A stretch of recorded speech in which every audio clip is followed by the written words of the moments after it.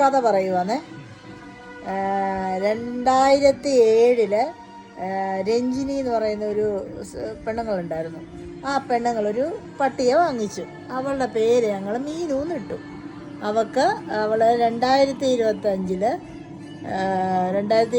കഴിഞ്ഞ മാസം അവൾ എന്നെ വിട്ടു പോയി. അവൾക്ക് 18 വയസ്സുണ്ടായിരുന്നു.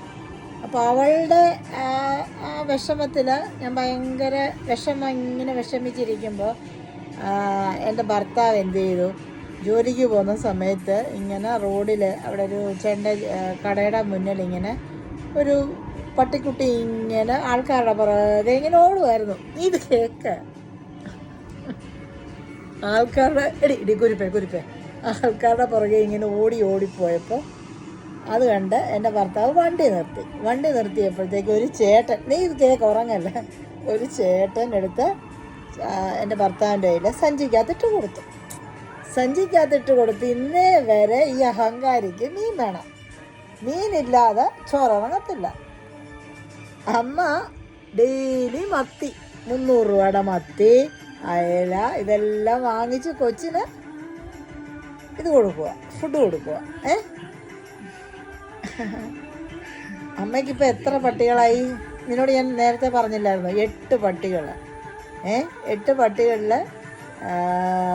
ഈ ബാക്കിയുള്ളവർ എത്ര പേര്, ഞാൻ 5 പേര്, നീ അടക്കം ഇപ്പോൾ 5 പേരെ ഞാൻ വഴിയിൽ നിന്നെടുത്ത് രക്ഷിച്ച് എല്ലാവരെയും നല്ല രീതിയിൽ പോറ്റിക്കൊണ്ട് പോകുന്നുണ്ട്. അമ്മ രാവിലെ ജോലിക്ക് പോകുമ്പോൾ നിങ്ങൾക്ക് ഫുഡെല്ലാം തന്നേച്ചാണ് പോകുന്നത്, അല്ലയോ?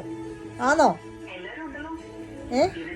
അമ്മ ഫുഡെല്ലാം തന്ന് മക്കളെ ഇതാക്കി പരിപാലിച്ചിട്ട് അമ്മ പോവും. എന്നിട്ട് അമ്മ വൈകുന്നേരം ജോലി കഴിഞ്ഞ് വന്നിട്ട് മക്കളുടെ കാര്യങ്ങളെല്ലാം നോക്കും, ചോറ് തരും. 2 നേരം അമ്മ ചോറ് തരും, അല്ലേ? തരത്തില്ലയോ? തരും. എൻ്റെ കുഞ്ഞ് നോക്ക്, എൻ്റെ കുഞ്ഞ് ഉറങ്ങുക. അയ്യോ, എൻ്റെ കുഞ്ഞ് ഉറങ്ങുക കേട്ടോ. എൻ്റെ കുഞ്ഞിന് ഉറക്കം വരുന്നുണ്ട്, എൻ്റെ കുഞ്ഞിന്. അപ്പോൾ എൻ്റെ കുഞ്ഞ് ഉറങ്ങുവാണേ. കുഞ്ഞെല്ലാവരും നോക്കിക്കേ. കുഞ്ഞ് ഹാപ്പിയാണോ? ഹാപ്പിയാ? അയ്യോ,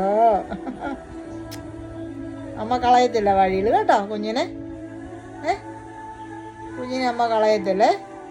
കളയണം അമ്മ വഴിയിൽ, കളയട്ടെ അമ്മ വഴിയിൽ കളയട്ടെ. അമ്മ വാക്സിനേഷനൊക്കെ എടുപ്പിക്കണം. ഇനിയിപ്പോൾ അടുത്ത ബുധനാഴ്ച കൊണ്ടുപോയി കുഞ്ഞിനെ വാക്സിനേഷൻ എടുപ്പിക്കണം. ലൈസൻസ്